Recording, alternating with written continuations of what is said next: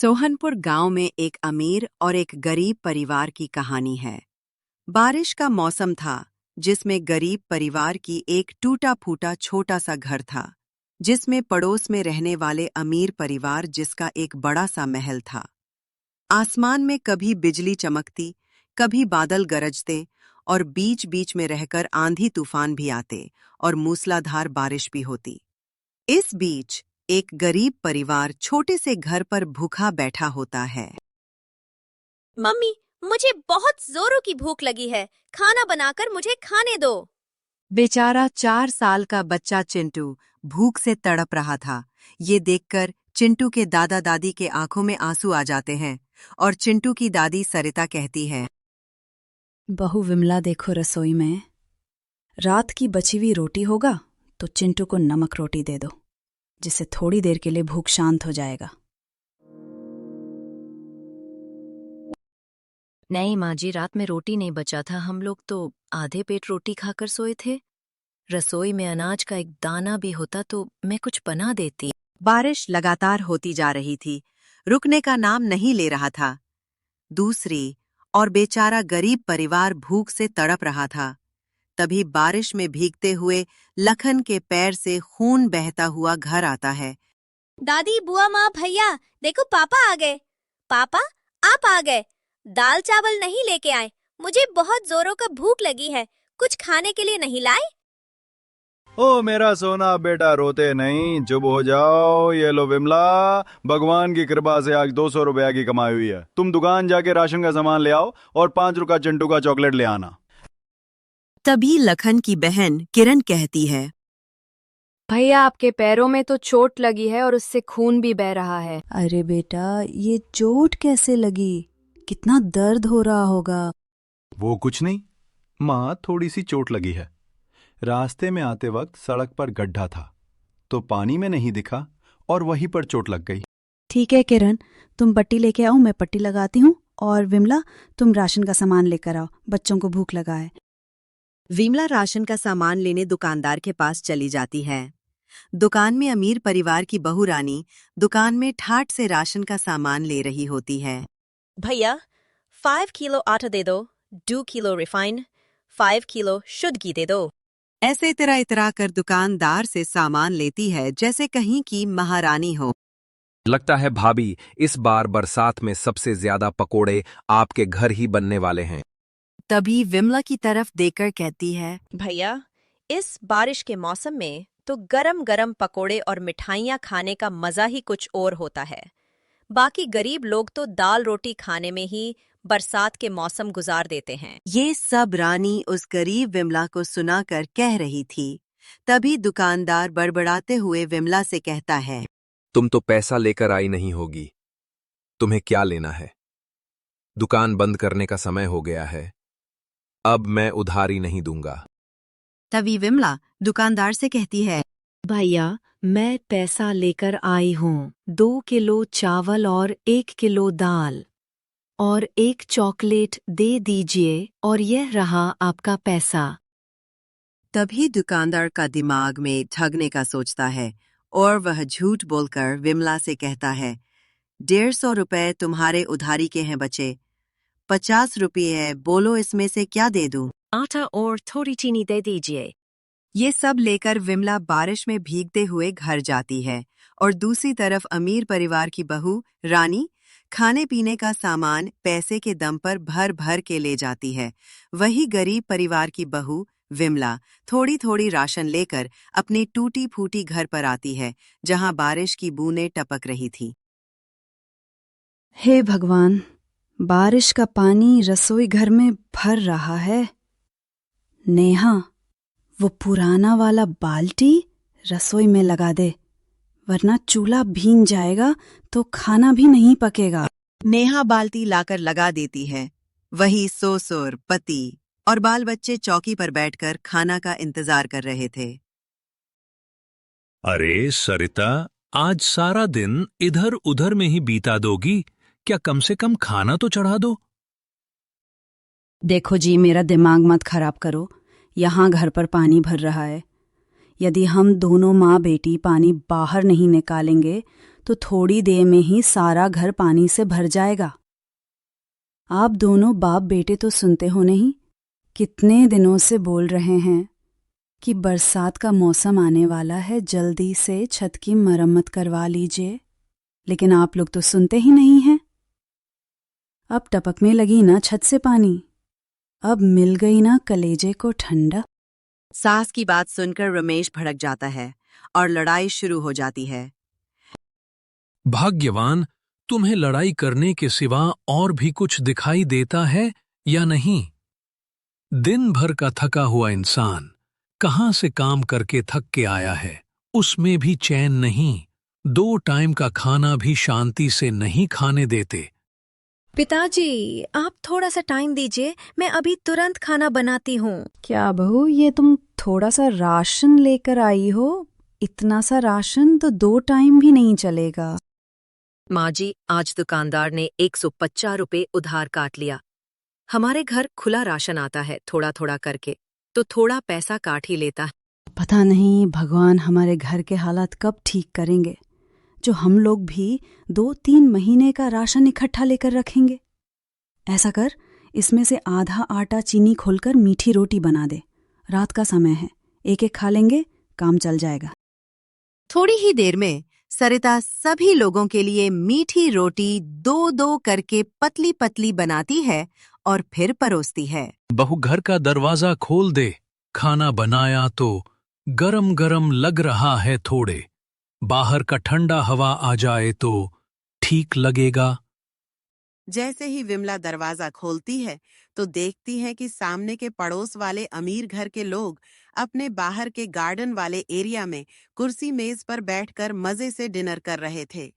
वाह वाह, आज का डिनर तो बहुत अच्छा है और मेरा पसंदीदा भी। मैं तो आज जमकर खाऊंगा। सिर्फ तुम्हारा पसंदीदा ही नहीं, बल्कि और भी कुछ है।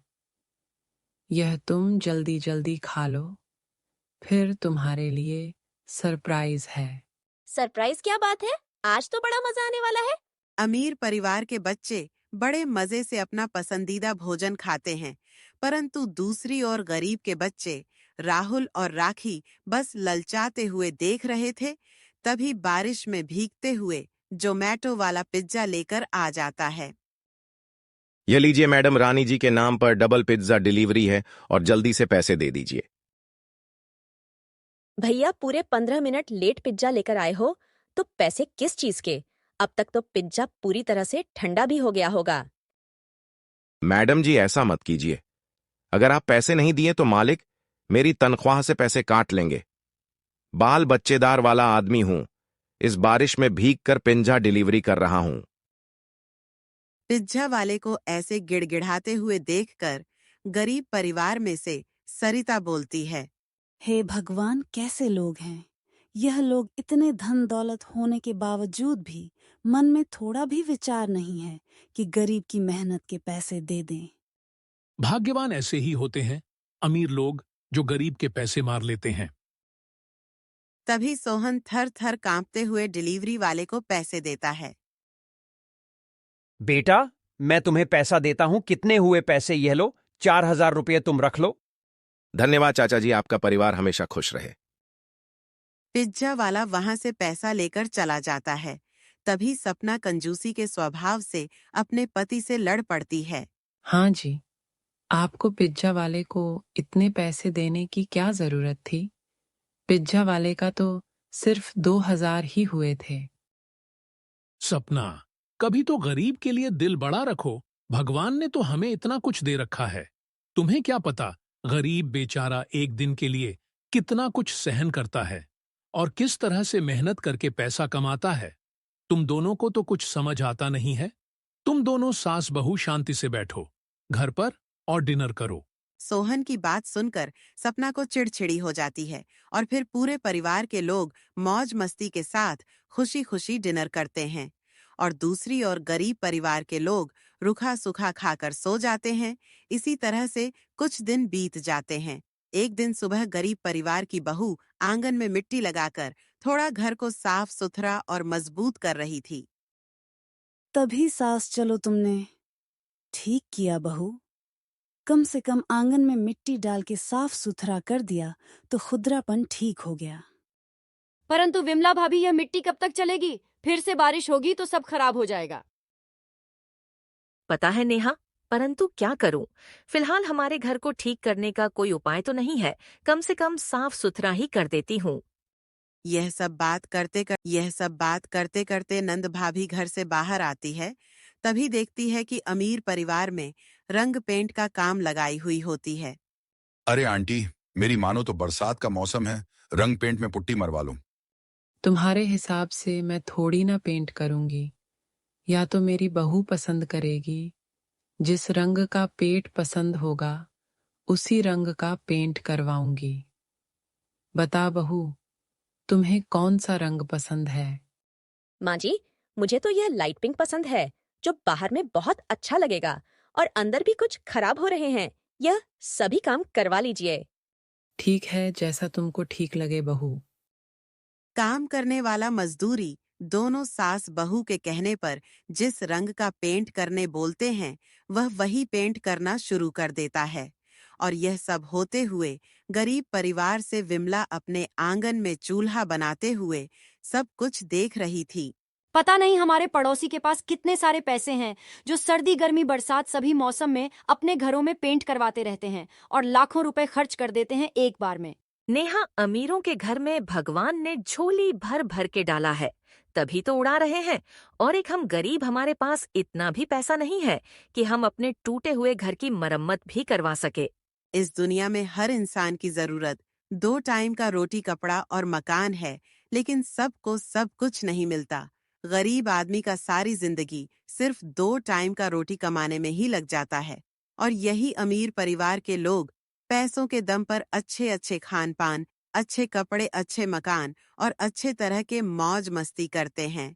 इसी तरह से कुछ महीना और बीत जाता है और एक दिन बहुत जोरों की बारिश होती है। माँ, मुझे बहुत जोर की भूख लगी है। तुमने आज दिन में खाना क्यों नहीं बनाया? बहू अपने सास के ओर देखती है। बेचारी सोचती है कि कहाँ से खाना बनाऊं। घर में तो एक दाना भी नहीं है। परंतु बच्चों को यह कैसे समझाऊं कि घर में खाना बनाने के लिए कुछ भी नहीं है। बस बाबूजी को भगवान की कृपा से आज कोई काम मिल जाए। मन ही मन बहू भगवान से प्रार्थना कर रही थी। और यहाँ बारिश में दोनों बाप बेटा काम के लिए भटक रहे थे। हे भगवान, यह तुमने क्या कर दिया है? 2 दिन से ना बारिश छूट रही है और ना ही किसी तरह का कोई काम मिल रहा है। घर का खर्चा कैसे निकाले, समझ नहीं आ रहा। इस बारिश में लगातार भीगने की वजह से ठंड लग जाती है और चक्कर खाकर गिर जाता है। बाबूजी, आप ठीक तो हो? आपका शरीर तो पूरा गर्म है, आपको तो बुखार है। चलिए घर चलते हैं। बेटा लखन, हम ऐसे खाली हाथ घर नहीं जा सकते। 2 दिनों से घर का चूल्हा नहीं जला। घर में परिवार और बच्चे सब आस लगाकर भूखे बैठे होंगे और हम ऐसे खाली हाथ जाएंगे तो वह क्या करेंगे? ऐसे ही परेशान होकर दोनों बाप बेटे आगे जाते हैं जहां सड़क पर बारिश का पानी भरा हुआ था और 2 सरकारी आदमी खड़े थे। बारिश के कारण यह नाली पूरा जाम हो गया है, जिसकी वजह से पानी भर गया है। बारिश के कारण कोई आदमी भी नहीं मिल रहा है कि इसे साफ करवा सके। पता नहीं इस नाली को कौन साफ करेगा और किससे करवाऊं। बारिश में कोई आदमी ही नहीं मिल रहा है। तभी लखन और सोहन उनकी बातें सुन लेते हैं और वह रुक जाते हैं। सोहन को अब उसके परिवार का भूखा चेहरा और टूटी छत की छवि झलकने लगती है। साहब, मैं यह नाली साफ कर दूंगा, लेकिन बदले में आप मुझे क्या दोगे? अरे भाई, 500 रुपये ले लेना, आप कर दो। मजबूर होकर परिवार वालों की पेट भरने के लिए सोहन और लखन दोनों मिलकर नाली साफ करने लगते हैं। वहीं से कार में बैठकर अमीर परिवार वाले गुजरते हैं। उन्हें देखकर अमीर परिवार की बहू रानी नाक भींचकर, छी छी, माँ जी, ये तो हमारे पड़ोस वाले हैं ना। इन्होंने तो गंदा काम भी करना शुरू कर दिया। बहू, यह गरीब लोग किसी भी काम को कर सकते हैं। नीच लोग हैं, पैसे के लिए गंदा नाली भी साफ कर सकते हैं। माँ बस कीजिए, आप दोनों इस भारी बारिश के मौसम में कितने गरीब लोग बेरोजगार हैं। अगर यह काम कर रहे हैं तो वह अपने परिवार के पेट भरने के लिए मेहनत ही तो कर रहे हैं, कोई चोरी थोड़ी ना कर रहे हैं। अमीर परिवार के लोग अपने आप को ऊंचा समझते और गरीब लोगों को अपने पैरों की जूती, परंतु दोनों बाप बेटे गरीब लोगों की मदद करने के लिए आगे खड़े रहते और इधर गरीब लोग काम करके उन पैसों से आटा चावल दाल और कुछ राशन लेकर अपने घर आते हैं, जहां उसके चौखट के बाहर पानी से भरा हुआ था और पानी थोड़ा थोड़ा करके घर के अंदर घुस रहा था। मम्मी, बाहर का पानी घर में घुस रहा और इस पानी से कितनी बदबू आ रहा है। बहू, इस बारिश में गटर का पानी लग रहा है, घर के अंदर आ रहा है, इसीलिए इतना दुर्गंध आ रही है। बारिश छूटने के बाद पूरे घर को लिपना पड़ेगा। बारिश के पानी को रोकने के लिए विमला घर के चौखट पर ईंट लगाती है। नेहा, उस बोरी में थोड़े से मिट्टी पड़ी है, ला कर देना। जी भाभी, अभी लाती हूँ। विमला मिट्टी और ईंट लगाकर पानी आने से रोक लेती है। तभी थोड़ी देर में आंधी तूफान और बारिश तेज से आ जाती है, जिससे गरीब घर का आधा छत टूट कर गिर जाती है। भगवान जी, दिन रात बारिश करके हमारा तो जीना हराम कर रखा है, अब तो छत भी गिर गई। तभी लखन और सोहन राशन लेकर घर घुसते हैं और गिरे हुए छत को देखते हैं। अरे, ये छत कैसे गिर गई? अरे 20-25 साल हो गए तुम्हारे छत को डलवाए, तो कमजोर हो गई, तो इस बारिश में गिरेगी ही ना। ऐसी बारिश में टूटे छत के नीचे अब कैसे सो पाएंगे? माँ, तुम परेशान मत हो, मैं कुछ करता हूँ। लखन टूटे हुए छत पर तिरपाल बांध देता है और विमला दाल चावल बनाकर सबको परोसती है। वहीं अमीर परिवार के लोग अपने टाइल्स लगे हुए घर पर डाइनिंग टेबल पर बैठकर तरह तरह के मनपसंद भोजन करते हैं। रोज रोज घर का खाना खाकर बोर हो गई हूँ।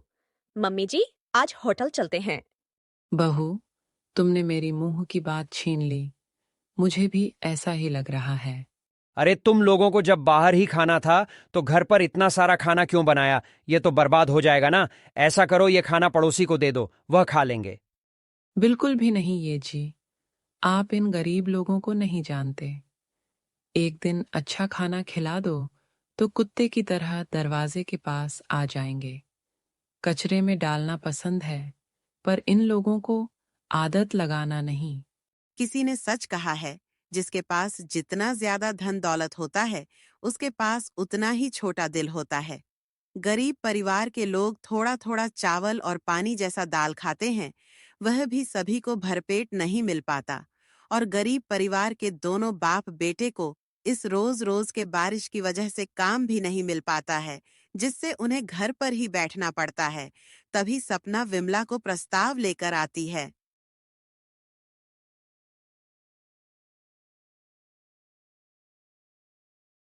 विमला, मेरे काम वाली बाई नहीं आ रही है?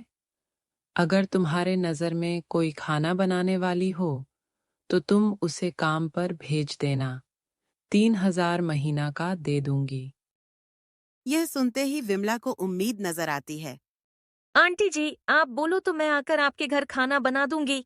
अभी घर के हालात भी बहुत खराब है, कुछ मदद भी हो जाएगी। यह तो और भी अच्छा है। मेरे घर आकर खाना बना दो, परंतु साफ सुथरा से आना। इतना कहकर सपना मुंह बनाकर चली जाती है और विमला रोज सपना के घर खाना बनाने के लिए जाने लगती है, जहां पक्का घर टाइल्स लगा हुआ रसोई घर होता है, जो देखने में सुंदर लग रहा था। पता नहीं भगवान जी, ऐसा पक्का और सुंदर मकान मेरा अपना कब होगा, ताकि मेरे भी परिवार वालों को सर्दी घर में बारिश की परेशानी नहीं झेलना पड़ेगा। विमला कहाँ खो गई? मकान को घुर कर देखना, हो गया हो तो काम कर लें।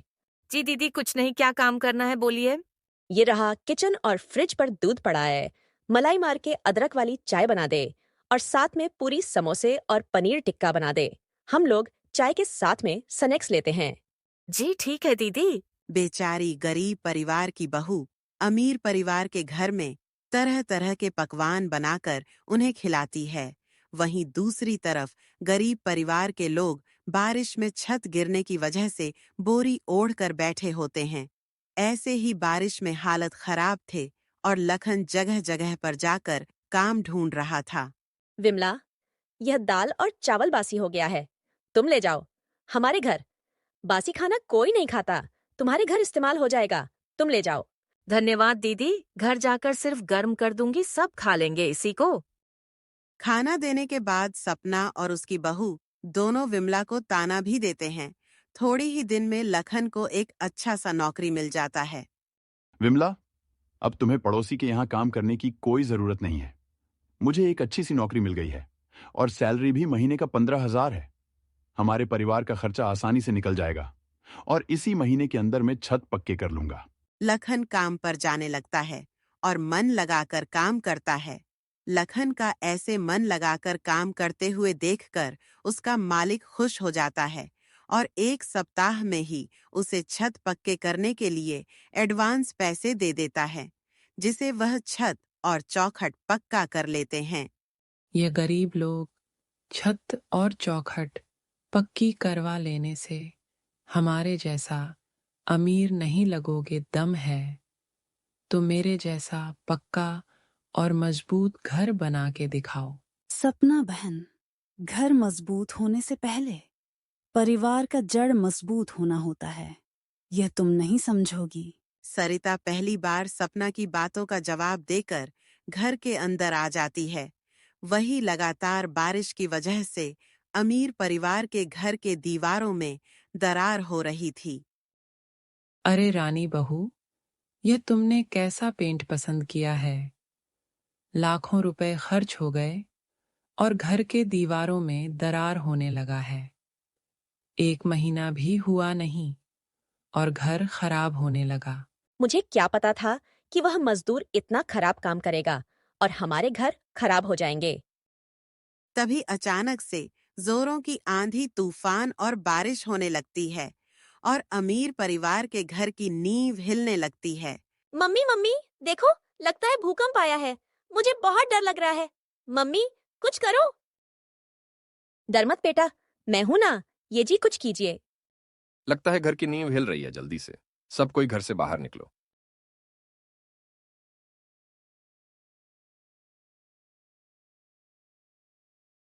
जैसे ही सब कोई घर से बाहर निकलते हैं, वैसे ही उनकी आंखों के सामने उनका पक्का मकान तिनके की तरह ढह जाता है और सब बरसात में खड़े भीगने लगते हैं। पापा पापा, मुझे ठंड लग रही है। ये बारिश में खड़े होने से हम सभी की तबीयत खराब हो सकती है। चलिए हम पड़ोस के यहाँ चलते हैं। पूरा परिवार आधी रात में पड़ोसी का दरवाजा खटखटाता है। माँ जी, लखन भैया दरवाजा खोलिए। दरवाजा खोलकर नेहा दरवाजा खोलती है तो देखती है सपना का पूरा परिवार उसके दरवाजे पर खड़ा था। सपना बहन और भाई साहब, आप सब इतनी रात को यहाँ? सरिता बहन, मेरा घर टूट गया है, इतनी रात को बारिश में कहाँ जाएं? समझ नहीं आ रहा है, इसलिए आपके यहां आए हैं। भाई साहब, यह भी तो आप ही का घर है। ऐसे तो घड़ी में एक पड़ोसी दूसरी पड़ोसी का मदद नहीं करेगा, तो फिर कौन करेगा? इसे अपना ही घर समझे। अंदर आ जाइए बहू, चूल्हे पर चाय चढ़ा दें, और नेहा बेटी, तुम बिस्तर कर दें। मुसीबत में आए अमीर परिवार वाले के लोगों को गरीब परिवार के लोग अपने घर में जगह देते हैं। नेहा सबके लिए बिस्तर करती है और बहू सबको आधी रात में गर्मा गर्म चाय पिलाता है। यह लीजिए, सब कोई गर्मा गर्म चाय पी लीजिए। माफ कीजिएगा, आंटी जी घर में फ्रिज नहीं होने की वजह से दूध नहीं रखते, इसलिए लाल चाय ही बना दिया। सपना की आंखों में शर्मिंदगी साफ साफ झलक रही थी। बहू, कोई बात नहीं, भूख लगने पर लोग सूखी रोटी भी खा लेते हैं। इतना कुछ होने के बाद भी आपने मुझे अपने घर में रहने की जगह दी। विमला बहन, मुझे माफ कर देना। मैं हमेशा अपने पैसे और पक्का घर पर घमंड किया। आज वही घर गिर गया। पैसे होने से एकदम सेहर वक्त सब कुछ नहीं हो पाता है। सपना बहन, जो हुआ उसे भूल जाइए। हम इंसान हैं, भगवान नहीं। इंसान से तो गलती हो ही जाती है। और इस बार अमीर परिवार के लोग अच्छे नींव वाले घर बना लेते हैं और वहीं गरीब परिवार में लखन अच्छी सैलरी में खुशी खुशी काम करता है और सभी परिवार वाले खुश रहते हैं और इस तरह से गरीब परिवार वाले की जिंदगी भी खुशी खुशी बीतने लगता है।